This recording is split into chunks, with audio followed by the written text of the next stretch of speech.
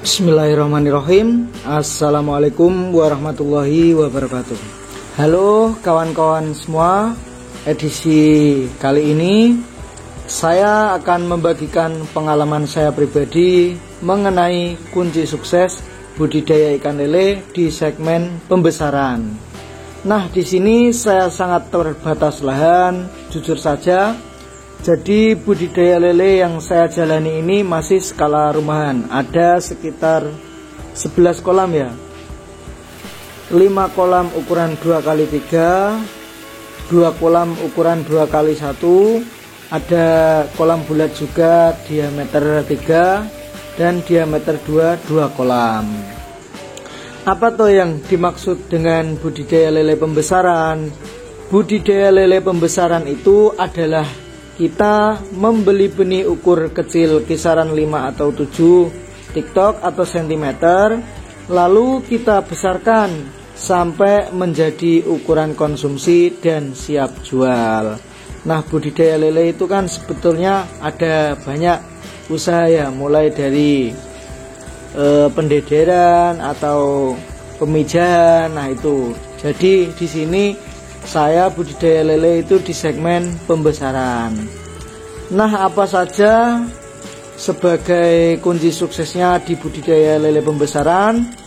Berikut akan saya bagikan pengalaman saya, tips-tips yang menurut saya masuk kategori sangat penting sebagai penentu keberhasilan atau kesuksesan budidaya ikan lele. Nah, yang pertama ini lahan. Bagi pemula, kita harus punya lahan sendiri ya yang ingin budidaya ikan lele. Jangan langsung sewa tanah atau sewa lahan untuk budidaya lele bagi pemula. Karena kita belum punya hitung-hitungan yang matang dengan hasil ataupun cara budidaya. Hasil yang akan kita peroleh itu belum tahu seberapa hasilnya. Jadi usahakan lahan tersebut milik pribadi ya, punya sendiri. Dan pastikan lahan yang akan kita buat untuk budidaya itu jauh dari lokasi predator atau pemangsa ikan lele. Contohnya apa ya, lokasi yang banyak predator itu ada di jomblang atau pohon bambu-bambu, itu banyak sekali terdapat predator ya yang bisa memangsa ikan lele.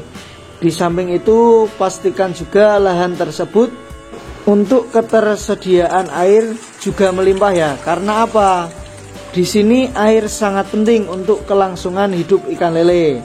Jadi kita diwajibkan merawat, mengganti air tatkala ikan sudah tidak nyaman di kolam. Bahkan harusnya jangan sampai ikan menggantung atau bermasalah akibat teledornya kita dalam menjaga dan merawat air kolam.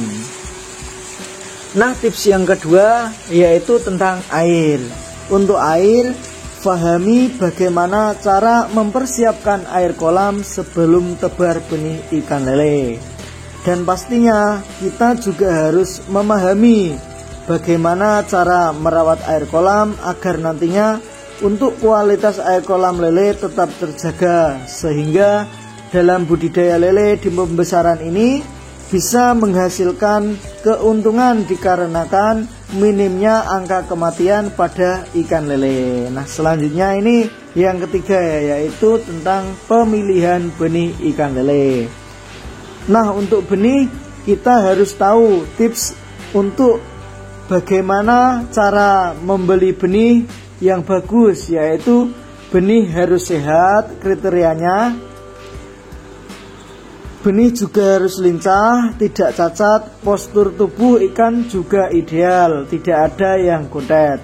Nah, ini pentingnya kita juga harus kenal dengan para pembenih lokal, pembenih yang di sekitar kita yang terpercaya dengan hasil pemijahannya ya, yang menghasilkan anakan ikan lele atau benih ikan lele yang bagus.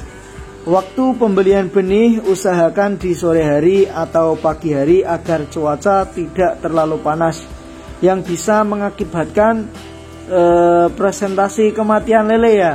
Kadang terkena panas di perjalanan itu, orang yang ngantar benih macet jadi lama di perjalanan. Nah itu saran saya ya, beli benih di sore hari atau pagi hari.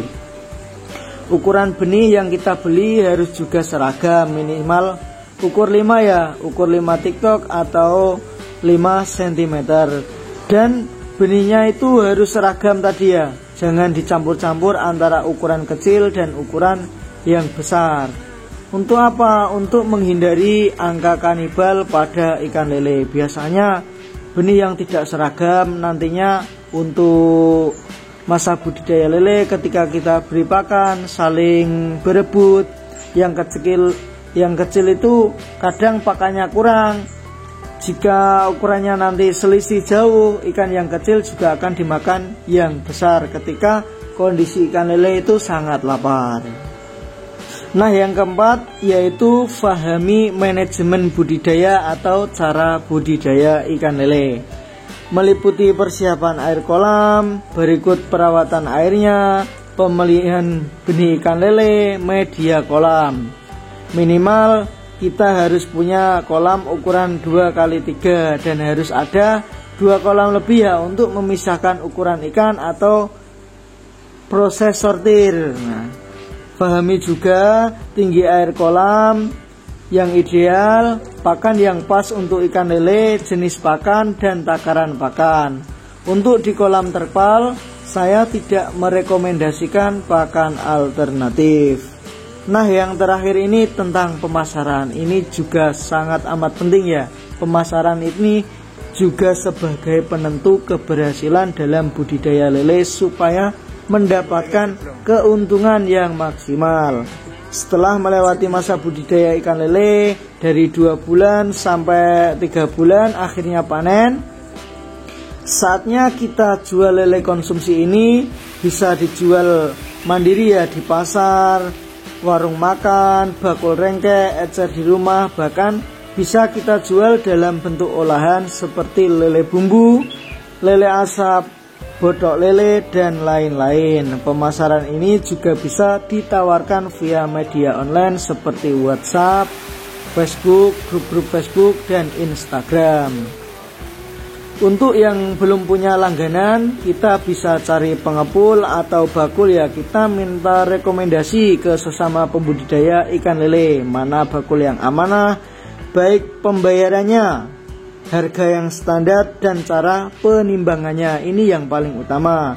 Ini menurut saya yang juga amat sangat penting. Jadi saya itu sekarang ikut paguyuban pelaku usaha ikan lele di wilayah Bojonegoro. Salah satu manfaat yang saya dapatkan sekarang ini, saya tahu pasaran ikan lele, bakul yang amanah, terus cara timbang. Dan ketika saya mengalami keluhan ikan lele saya sakit, banyak teman-teman yang memberikan solusi untuk memecah permasalahannya ya. Kita harus obati dengan cara apa, kita harus lakukan perawatan air bagaimana, merawat benih lele bagaimana. Itu yang saya rasakan ya ketika saya mengikuti paguyuban, dan banyak manfaat-manfaat lain selain silaturahmi, dan kita juga bisa banyak mengenal para pelaku usaha ikan lele di tempat saya atau di kabupaten kami. Sekian, semoga tips sukses ini bisa bermanfaat pada kawan-kawan semua yang saat ini bingung pengen usaha di bidang perikanan khususnya ikan lele. Ini bisa menjadi acuan dan nantinya kawan-kawan bisa berkunjung langsung ke pembudidaya ikan lele terdekat. Kawan-kawan bisa juga membagikan ya pengalaman yang saya bagikan ini apakah benar bisa dibuktikan. Assalamualaikum warahmatullahi wabarakatuh.